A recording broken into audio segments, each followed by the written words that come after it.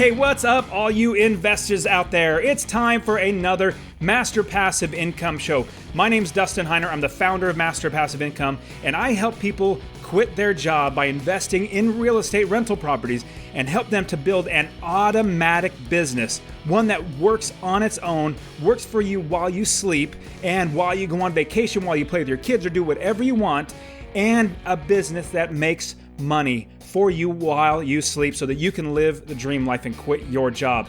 Now, last week we talked a lot about expenses. Today we're going to finish off talking about expenses. This week we're going to look at the sneaky expenses that sneak in and start grabbing our passive income from left and right and taking our money away. Now, when we cut those expenses, we make more money. You know, the penny saved is a penny earned, and I wholeheartedly agree with that. So let's work on saving some pennies so we can earn some more money, put it in our pocket so we can do with it whatever we want. All right, guys, let's get in the show where we talk all about expenses and how to get rid of them. Let's do this.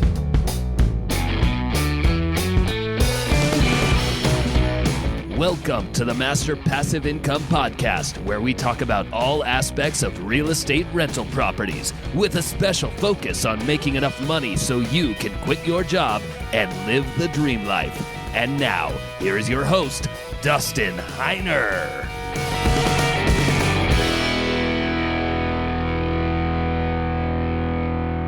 Okay, let's get started now. I am so excited that you are here with me today, continuing on in the series where we're talking about expenses. And as we're getting started, I want to share with you a free course that I have for you. Go to masterpassiveincome.com/free course. It's a free real estate investing course that's going to get you started down the path of passive income. It's going to show you the ins and outs. It's going to show you the benefits. It's going to show you how to do it and how to actually quit your job at the same time.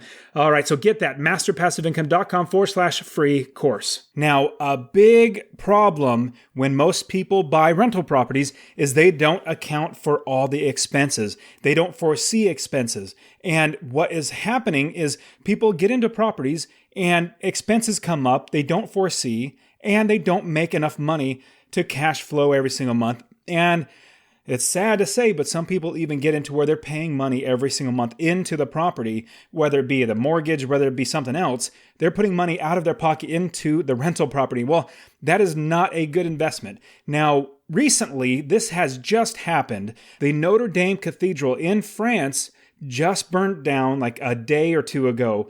And what is very, very shocking is that something that was 850 years old was, number one, standing for that long and still intact. And number two, that it went up in flames in such a quick, horrific looking visual. I mean, if you watch any of the videos, you can see how those flames destroyed it. Now, I'm praising the Lord that last year in 2018, I actually took my family all through Europe on a 6-week trip. We saw 11 different countries, and France was one of them. We got to go into France. We went down the southern almost southern portion of France, which was really, really nice. And Alsace, I think is what it was called, the area. And then we went up into Paris. We got to see how amazingly beautiful and crazy like decorations and architecture. It was just amazing to see. We got to see Notre Dame, and the great thing about it was there forever. We got to experience it, but now nobody's going to be able to experience that again because now it's literally gone. Fire took that. Now that got me thinking about rental properties and how fire is something that is going to potentially take away properties. Now, it's so very sad that this French building, now I'll say, even though it was a Roman Catholic building, the French actually owned it, which was really, really interesting. Even though they had the Roman Catholics use it, what it actually turned out was Napoleon came in and took over and basically let the Roman Catholics, I believe this is a story, let the Roman Catholics utilize the Notre Dame Cathedral. And then from there, they kept it. Now it's a part of the Roman Catholic, people go there, Roman Catholics and stuff. So it's really interesting to see that the ownership wasn't from the Roman Catholics. The Rome did not own that building, but France did. They were just leasing it out basically to the Roman Catholics, but now it went up in flames. Now, I have had a rental property catch on fire. Now, I'm definitely going to say, praise the Lord, it was while somebody had moved out. I am just assuming that they did not do anything. But anyways, tenants moved out, and a week later, there was a fire, and nobody was living in there. I was getting renovated. There was a fire in one of the ceilings, like maybe it was the ceiling fan or something like that, caught fire. So it didn't burn down. The fire department got to it. They cut holes in the roof. And anyways, it would have been, I don't know, $40,000-$50,000 worth of damage. And so I was just in awe that a fire so quickly can take out a building like mine. And that was a good producer. I got some really good rents out of that. It was a great property. So I was very, very sad to see it go.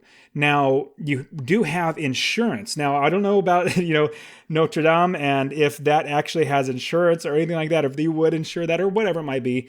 But that is what I'm thinking about today. Expenses that are hopefully needless, that you're not going to need, fire insurance is not one of those. Other expenses like fire insurance, liability insurance, and property damage, theft, and stuff like that, that you want to be accounted for. And those are expenses that you really must spend. And what I want to do is I want to bring up some more expenses, but then also give you ways to get out of these expenses. Now, there are so many different types of expenses. Not all of them you're going to see, but if you go to last week's episode, masterpassiveincome.com/054, you're going to see where I talk about the big expenses that you would normally see. Now, today we're going to be talking about the other expenses that could come up that you may have to account for, and you want to watch out for them. And if you're going to go get to the show notes so you can see these all written out and listen to it again, go to masterpassiveincome.com/05. This is the 55th podcast episode, so /055. All right, so now when we're looking at expenses that we have in our business, we want to really account for every expense. Just like when we're looking at how much we could rent the property for, how much income that can go into our pocket, we don't assume that Zillow.com is right, or Redfin.com, or Trulia, or something like that, a website is right. We want to account for it by the people that are there on the ground, our property managers, the people that are there working on properties, that are already renting properties in that area. They know how much it would rent for. I'll give you an example. I had a student of mine, I think I might have mentioned this last episode, but I got to say it again. A student of mine had a property in an area that I already invest in, and he was looking at it. He wants to buy it. The realtor told him that he should be able to get $1,000 a month from that property. And I said, well, where's that property? Send me the information so I can look it up. So because he's my student, I wanted to make sure he's buying the right property. So I did. I now analyzed the property. That's what I do with all my students. I analyze properties for them, making sure they're getting good deals. And I told him that, hey, this property is literally like, I don't know, maybe a mile or less from my property. It looks about the same exact from my property. And I am having a hard time renting it for $850. And he's like, oh, wow, man, if I'm going after a property that I think I could get $1,000 for, but I may be able to get $800 for, that's $200 less than I would normally get. And if I put that in my numbers, if I say that I'm going to be making $1,000 a month, but I would really make $850 or $800, that's really going to be bad on your passive income. It's going to really eat in your passive income. So you want to have all the income accounted for by talking to property managers, seeing what you should be able to rent it for. From there, we want to make sure we understand the expenses, the things that are going to be taking money out of our pocket. Now, the first one I want to talk about is an easy one to get rid of. So I'm going to talk about it and then also give you a way out of it. Now, if you have a property manager, one way to help bring down the amount of money coming out of your pocket for your property manager is to negotiate all those expenses. Everything from how much money you're going to pay them to lease the property, finder's fee, how much you would pay if they are rehabbing the property, how much your monthly payment will be, or your monthly fee if it's 10%, 8%. But anyways, you always want to negotiate down everything in this business, everything that you're going to be paying out. So negotiate the fee that you're going to be paying them down every bit. Like go through their management agreement and see what they're going to be charging for and negotiate that down. Now, if you are managing your properties yourself, if you are going to be managing them, finding tenants and all that sort of stuff, you're going to have a management system, a property management system that collects rents, that the tenant can actually put in, hey, there's a maintenance here, like the toilet's leaking. They can put in a maintenance request there. You can account for all the expenses and put those in there. You're going to be able to account for all the income that's going to be coming in. The tenants are even going to be able to pay online. They're going to be able to pay their bill, or sorry, their lease with a credit card or with a bank check or something like that. So they're going to have ways to pay their bill or their lease. And at the same time, you're going to be able to track everything. You're even going to be able to have the property listed online for free many different ways on many different sites, and it's all for free. And so here's the software I'm going to give you. If you're managing yourself, and even if you don't manage a property yourself, it's a good idea to get set up for one, because who knows, there may be a time when you're actually going to need this. So here's the website I'm going to give you.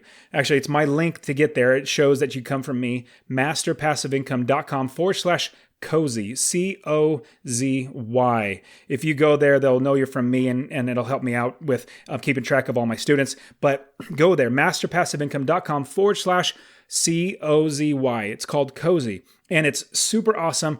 You can do everything from your phone. You can even do it from your desktop computer, your laptop. Everything is there online. And here's the best part. It is absolutely free for you and me as landlords, as investors. It's free for us. Now, when I first heard about this, I was like, okay, wait, that's suspicious. How are you guys making money? Well, what it comes down to, they make money on running the background checks. So whenever you put a property out there, and I'm going to say everybody, you must do a background check. If you haven't listened to my other podcasts, definitely listen to my other podcasts. I share a lot about background checks and how even just doing one background check can save you thousands of dollars. Even if it costs you money, it's worth it. But this is a service that charges the tenant to, I don't know, like $30 or something like that to do a background check. And you get to have the credit history, you get to have criminal, eviction, all that good stuff on the tenant to see if they're going to be a good tenant to put in your place. So go to masterpassiveincome.com/cozy, /cozy, COZY. Get yourself a good property management system. I fully endorse these guys. I've talked to them. I met with them. They're super awesome. They're always updating their system to make sure everything's working well, everything's working better. It's absolutely terrific. Now, let's move on. Your next thing that might come up is a bookkeeper and software expense that can be eliminated. So if you're going to be tracking all your own expenses, like let's say I want to hire a bookkeeper to track all my income, all my expenses, to really account for everything, you can do that. Or let's say I want to buy QuickBooks and I want to use QuickBooks. I want to do it all myself. You can absolutely do that. What you're definitely going to need is to be able to account for your income and expenses. If you just put everything in a shoebox and then do everything at the very end, right before your taxes are supposed to be due, which right now it's the 16th, so taxes were due yesterday, April 15th. But if you wait until the very end, then you have a lot of work to do. It's so much better if you do just a little bit of work every single month on all your properties, put in the numbers. And in fact,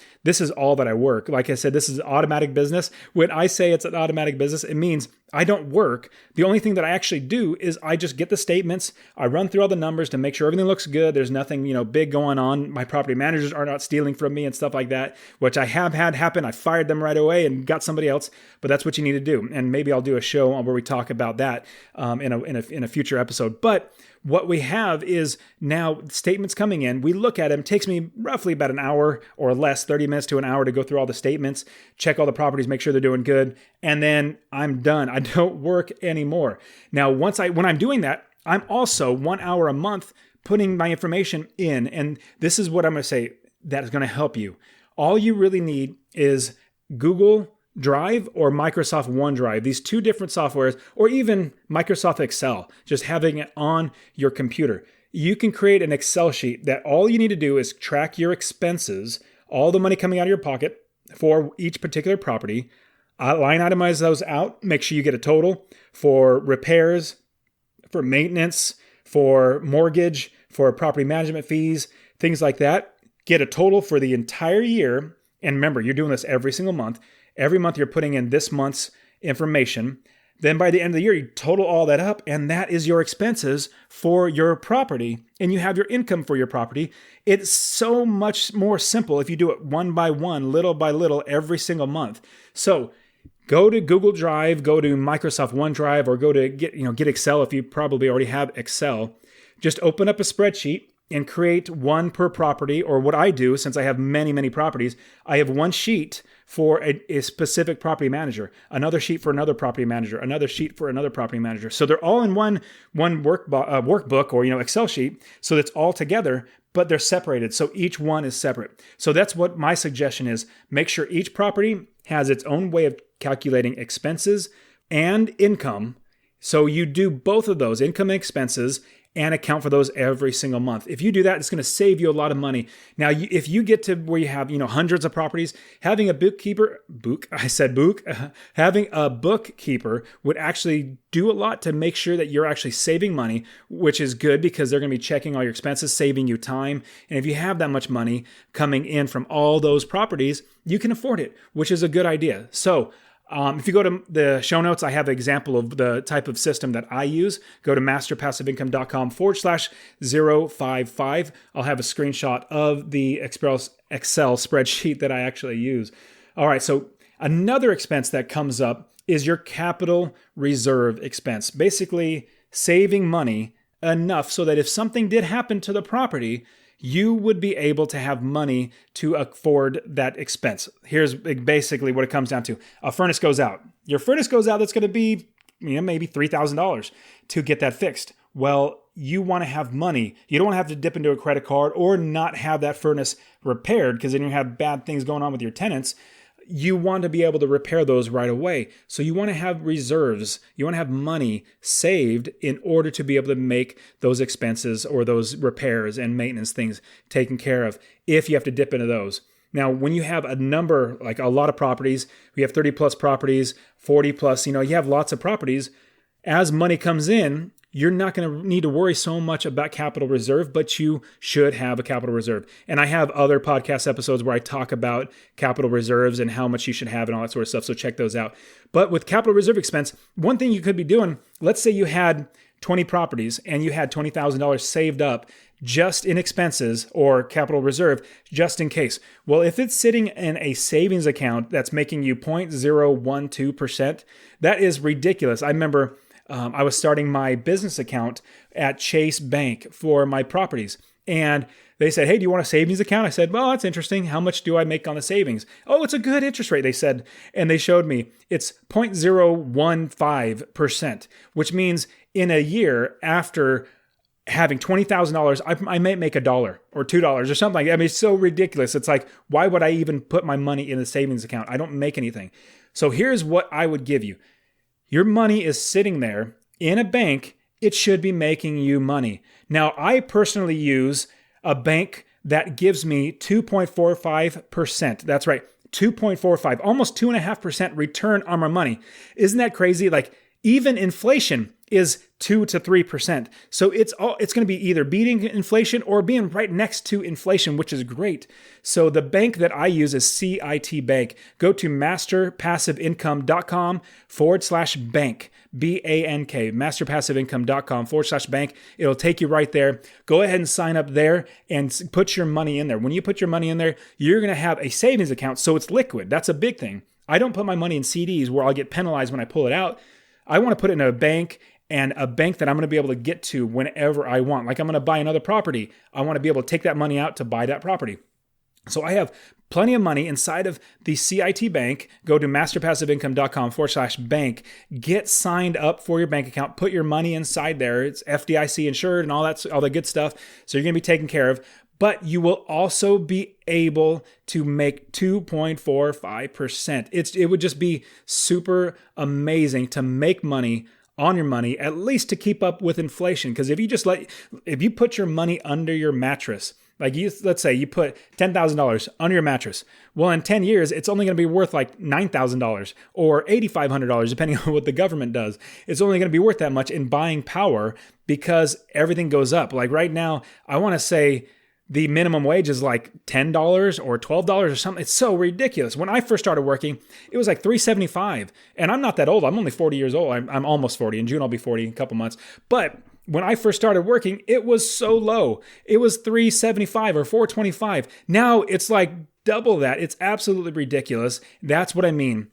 Over time, your money will not be able to buy what it used to. That's what inflation means. Prices of everything goes up, so that $10,000, you'll still have $10,000, but you will only be able to buy $9,000 worth of stuff.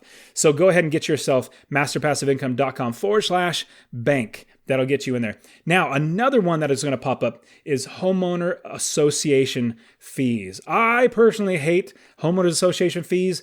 It's actually, no, I take that back. It's more of a love-hate relationship. I have properties in homeowners associations, and they are good because they do keep an eye on the area, make sure that you don't get, riffraff, or you don't get bad things. People don't park their cars on the streets and all that sort of stuff. But they also do say, hey, it's in the bylaws. If and when we tell you to paint your house, you have to paint your house, or things like that. So it's a love-hate. They do good things to keep the properties nice, but at the same time, they cost you a lot of money. So homeowner association fees, there is a big thing I'm going to tell you before you buy the rental property. If there is a homeowners association, which you should double check with the realtor, double check with the title company, double check with everybody, even the seller. If there is a homeowners association, they should disclose that to you and read the documents, because you have to sign the documents. It's like a law that in order to buy that property, you have to sign and be a part of the homeowner association. If you don't sign,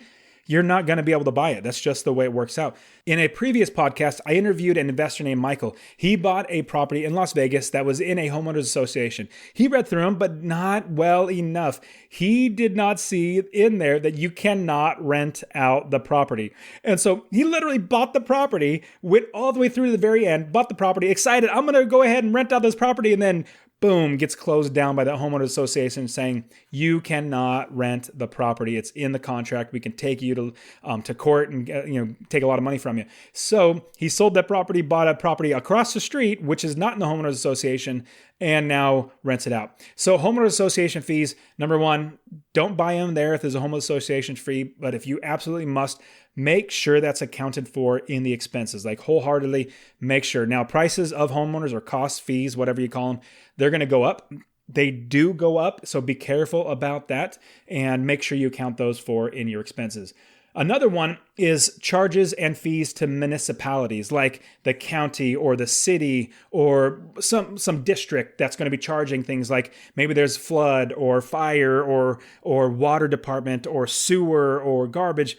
All these different fees can add up. Now, what I have found is that when you come across these, the best thing to do is to pass it on to your tenant.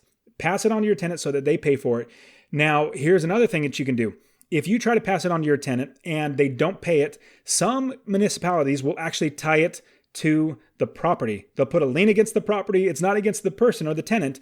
Like for specifically the water bill. The water bill puts in the tenant's name. They have to put it in their name. And if they don't pay it, it doesn't matter. They don't have anything come back against them. It comes back against me, the landlord, the owner, because they know they can get the money out of the landlord. They put something inside the ordinances or laws. Is so absolutely infuriating. So the property manager needs to double check all the time how much money is coming or is being paid to the water bill.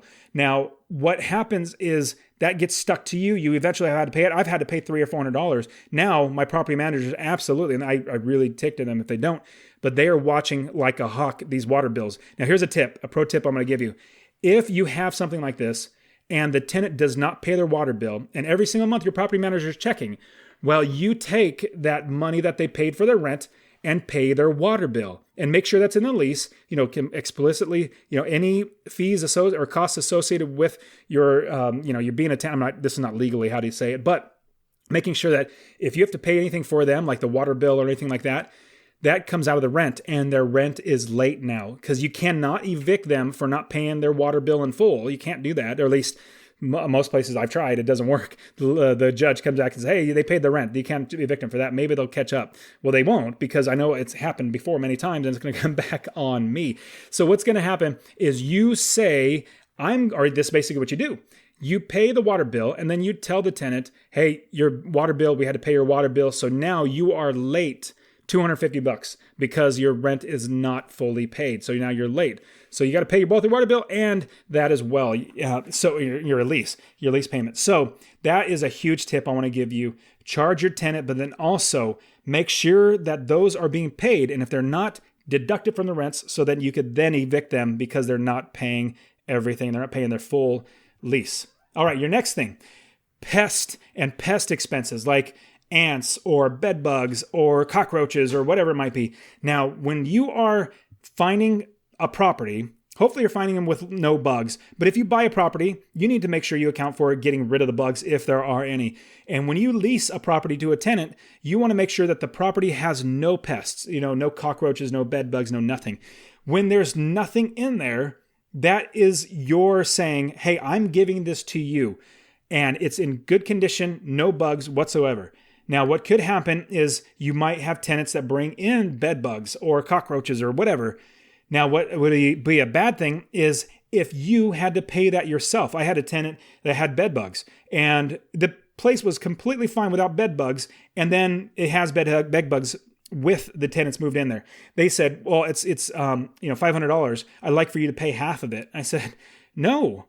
I did not bring the bed bugs in. It's not my fault that it's there. You brought them in there. I am not going to pay that expense of the bed bugs. So you want to make sure that and the way to get out of this is make sure it's in the lease that your tenants will take care of all of the pest inspections, in pest abatement and pest issues, because if they bring them in, it's their job to take them out, to make the property whole again. So that's pest abatement.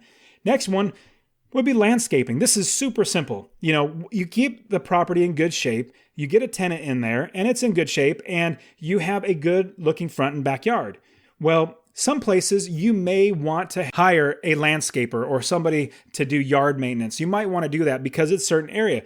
Other areas, or in my opinion, most areas, you just say, tenant, it's your job to take care of the land. Make sure the land is in good order. If the city comes and fines us for weeds or whatever, that's coming out of your rent to pay for that because it's your job to take care of that.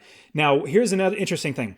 I want to give you another pro tip. There was another student of mine. So he was telling me, relating a story to me about his dad. His dad had one rental property. He had it for 35 years, and he had one tenant in there that was in there for the whole time, 35 years, basically paid off his entire mortgage. And he was getting old, and he said to my friend's dad, we're going to move out. We've already found a place. We're going to move out. And this is, the move out date. Well, they're moving out and everything. And the dad finally asks, this is well after the fact that the tenant said we're moving out. The tenant said, well, I just want to move because I don't want to handle the yard anymore. I don't want to worry about, mowing the yard or anything like that. Now, what the dad should have done way back from the beginning when the tenant was moving out after living there for 35 years, he should have said, why are you moving out? Why would you want to move into another place? You've been here forever. I want you to stay here. Then the tenant could have said, well, we want no yard. I don't want to have to worry about the yard again. If I were the dad, if I were having a property for 35 years and somebody lived in there for that long, paid off my mortgage, I don't have a mortgage anymore, my income went up, my passive income went up because I didn't have a mortgage anymore, I would tell that tenant, you know what, you've been fantastic. You are a great tenant. I absolutely, I think of you as somebody that is reliable, that's going to take care of the place. I'm going to take care of you. Just for this one instance, because of this situation, I am going to pay for the landscaping, the maintenance of the yards for you because you've been such a terrific tenant. I want you to stay here and continue to live here. How far would that, that would only cost you what, $100 a month at most to take care of the yard, maybe $50, $100, something like that. But if you're making $1,200 because you don't have a mortgage anymore, what's the extra $100? And you got a good tenant in there. Keep them in there. If they're a good tenant, keep them in there. That's the whole general offshoot, a pro tip on landscaping, but predominantly make your tenants pay for the landscaping or take care of landscaping themselves and the maintenance. Other ones would be electricity and other utilities. I had one student who had a property and they were concerned about the electricity, the utilities, and they were concerned that the tenant would not pay for them. And what this student did was, and this is before I started working with him, he actually put the utilities, electricity, water, sewer, all that sort of stuff in his own name. And he said the rent includes electricity and utilities. So the going rate was like $1,100. He was charging $1,100, but was paying for electricity, water, sewer, garbage, all that sort of stuff. And this is in Phoenix. And you use a lot of electricity in the summer in Phoenix. And so they'd crank up the AC to like 40 or 75 degrees or 72 degrees or even 70 degrees, just having it run all day. So when they would, in the summertime, they would be making so much less money. In the winter, they'd make close to $1,000 a month. Now, in the summertime, they're making like $500 a month because the electricity bill is like $500. Of course, if you separate the person that's charging the money to the person who's paying. So if the tenant is not seeing the bill out of his pocket, he or she is not going to lower the amount of usage down so that they stop spending money. No, they're like, shoot, I've already paid for it because it's in my rent. And so they would skyrocket that electric bill. So here's another tip. I would say that this does sound like common sense, but I literally had a student that actually did this. And I had to say, you got to stop this. You got to raise rents. You got to do this, this, and this. Anyways, it sounds like it's common sense, but I'm going to tell you this anyways. Make your tenants have the electricity and utilities in their name. Now, the ones that go back to you, like I was telling you about the water bill, that come back to bite you, then you want to make sure that you're checking on those. But like electricity, the electricity bill sticks with a person, not with the property. And that the person comes in, it goes with them. All that sort of stuff sticks with the person. Electricity bill, the cable bill, internet bill, telephone bill, all that stuff sticks with the person. So make the person, the tenant, make them pay for all of those expenses. You don't want to be paying for those.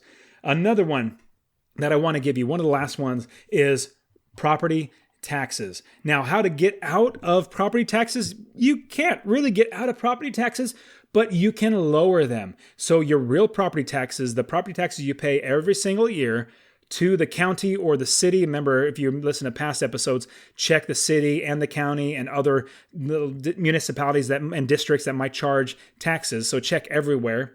Now, with those property taxes, you can actually get those lowered. It's called appealing the process or appealing the real value of the property.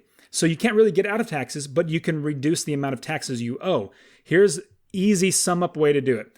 If you go to the county assessor, a county auditor, or just go to the county website of the property that you're living in, that specific county, and look up property taxes. You're going to be able to find a way to appeal those property taxes and lower those property taxes from whatever it is to a lower amount. And what's great is, one time, I even appealed, I think it was like 8 properties all at once, and all those properties all at once I appealed, I won, and they sent me I think like 6 checks back for way more than that, $1,500, like almost a total of $1,500. And it really took me like 15 minutes of work, 5 to 15 minutes of worth of work, mailing in the appeal. And then I had my property manager meet them there. And I got $1,500 back because I overpaid in taxes because they lowered the amount of taxes that I owed. So I already paid, I appealed, and then they came back and said, here you go, here's money back because we lowered the amount. So now you have less to pay in taxes.